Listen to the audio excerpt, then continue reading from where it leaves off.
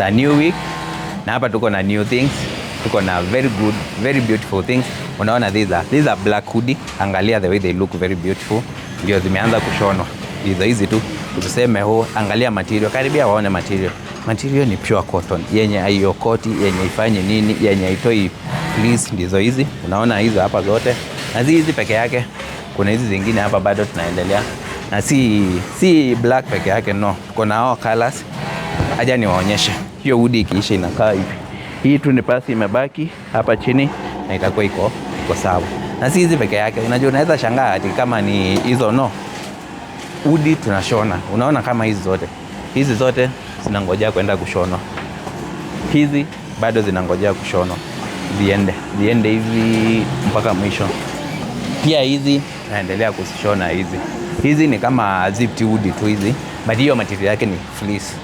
So kama unataka hoodies nini, t-shirt, this is the right place you need to be, because we have everything. We have the fabrics, we have the staff, we have the machines, we have the skills.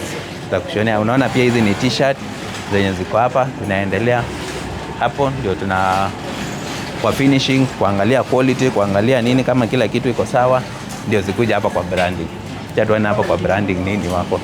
Unaona hizi zote hizi zile zote zinangojea branding, ndio zimaliziwe branding na nini ziende. Tukuja hapa pia hizi bado zinangoja tu kuwekwa button hapa, buttonhole.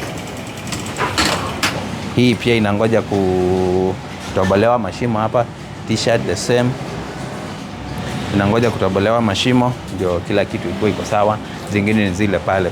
So paja nimalizie hapo tu, hizo zingine nitawaonyesha baadaye because vitu ni mingi, masaa ndio chache.